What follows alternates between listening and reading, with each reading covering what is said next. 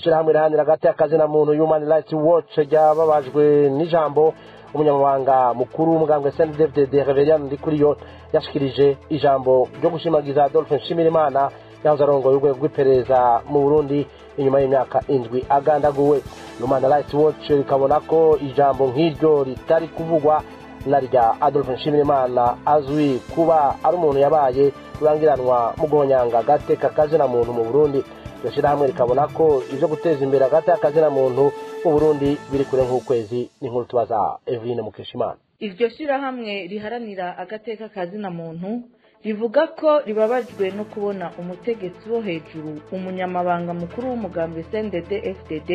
ashikiriza ijambo ryo gushimagiza General Adolphe Nshimirimana azwi cyane kuba yarakoze amabi yo guhohotera no kwicisha abo bose bitwa ko batavuga rumwe n'ubutegetsi. Kubw'iryo shirahamwe ngo ni nko guhindukiza imbugita mu gisebe c'abahohotewe na General Nshimirimana nk'uko bivugwa na Clémentine Domantoge ajejwe umugabane wa Afrika muri Human Rights Watch. Le discours du secrétaire ijambo ryashikirijwe n'umunyamabanga mukuru w'umugambwe CNDD-FDD rirababaje kubw'ishirahamwe Human Rights Watch. Gutera amashurwe General Nshimirimana azwi kuba yarateguye akongera agahagarikira abahohoteye agateka kazina muntu mu kubica no gufungira ubusha abo bose bitwa ko batavuga rumwe n'ubutegetsi. Adolphe Nshimirimana akaba yari ishusho y'umugambwe CNDD-FDD uguhonyanga agateka kazina muntu. Gushikiriza ijambo bene iryo vyerekana igihushane ca leta mu gihe yirigwa iravuga ko yahagurukiye gushira imbere agateka kazina muntu mu gushengeza abo bose bahonyanga agateka kazina muntu mu Burundi. face au Burundi aujourd'hui. Iryo jambo rya Reverien Ndikuriyo ngo rikaba ryerekana ko ivyo guteza imbere agateka kazina muntu mu Burundi bikiri kure nk'ukwezi.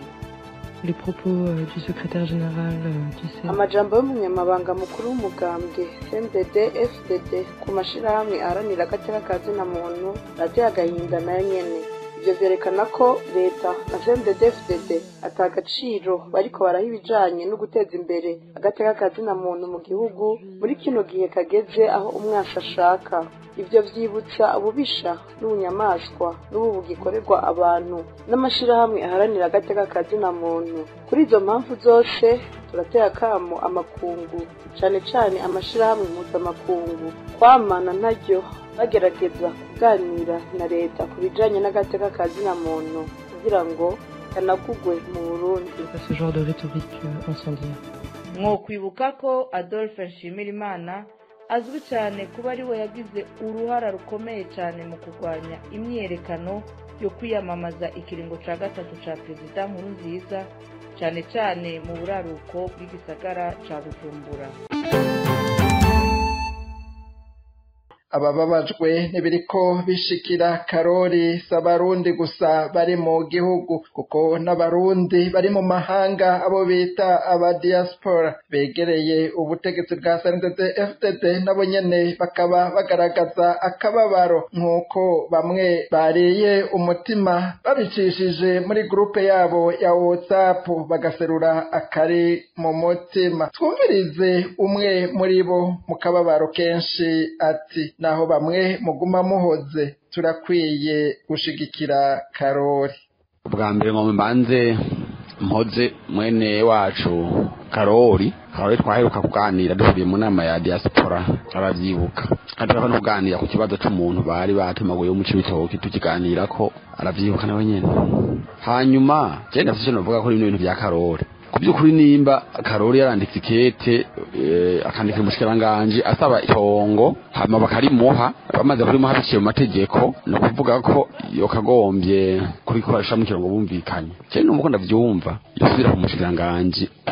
ubwo bwamuhajya atongo nimba ari bwayi mwatse bakamubaza impamvu yo guhindura amasezerano ko nabonye bavuga ngo harimwo na kabine yo mu biro by'umukuru w'igihugu abantu bamwe ngo baba bontu y'umukuru w'igihugu bamufashije ariko nubwo bimeze uko nta mpamvu yo kumaka itongo ariko arakoreramwo batatanye bakore mu twibuwe umutaye yahashize ariko tungana karongera rondera amufasha kuko baramusubiza imitahe yo yakoresheje bahawe amakoperative kuko sibaza kuba siturira itongo ngo bagiye neza abahenge yaragize neza ushobora imwaka cyangwa baramureka abandi amarikeye ngo bumvikanye nticyahera rero bahashikire hama twese ku by'ukuri tumushigikire nubwo mbona we kumva bivuga ko kumbure haje uhoze bariko bariyumvira ni kinyo n'amano mubwira ko bagiye bafata umuntu bamuha ikintu yabakimwaka bukeye nta kamara ko kukimuha yego nicyo wanje murakoze none Karori Mbonankira ninde yatanguye gukorera kuri iryo tongo ryari nizahe ntambamyi Karori yagiye arahura nazo kuva atanguye gukorera kuri iryo tongo ni ayahe masezerano Karori yarafitaniye na leta y'u Burundi kuri iryo tongo ivyo byose tubibaze mugenzi wacu Ninette Nancy Mutoni. Karori Mbonankira ni umugabo w'imyaka 55 akaba ari umurimyi mworozi kuva kera imvukire yo ku mutumba Kaserege komine Muruta intara ya Kayanza akaba avuka hamwe n'umushikiranganje w'uburimyi n'ubworozi Dr. Deogide Rurema hamwe y'ivyo byo kurima kora Karori akaba ari umuvugabutumwa mu ishengero rya Pentecote ngaho mu Kayanza gushika ubu rero Karori akaba afatwa n'abanyagihugu nk'intwari ikomeye mu by'uburimyi eka bamwe bakaba bamwita umuvyeyi wabo ukabona ko yaratunze imiryango irenga 200 yakorera mu mirima yiwe mu mvo zo kwagura ibikorwa vyiwe rero Karori Mbonankira yasavye itongo leta y'u Burundi riri ku mutumba Nyanza komine n'intara ya Ngozi kugira rikorereko iryo tongo rikaba rifise uburinganire bwa hectare 46 kuva Karori atangiye gukorera kuri iryo tongo mu mwaka w'ibihumbi 2014 ntiyigeze yoroherwa na gato kuko yagumye aburabuzwa n'abategetsi ba CNDD-FDD aha twogaruka ku karorero ka hafi aho mu mwaka w'ibihumbi 2021 musitanteri wa komine Ngozi Bucumi Joseph Marte yasohorera abanyagihugu kuragirira ibitungwa muri iryo tongo rya Karori bikonona ibirimwa vyiwe uwo musitanteri nyene akarekurira abanyagihugu kuja mu mirima ya Karori kwahira ivyatsi bagatangura kumwiba ibirimwa vyiwe nk'ibiharage ibiraya n'ibindi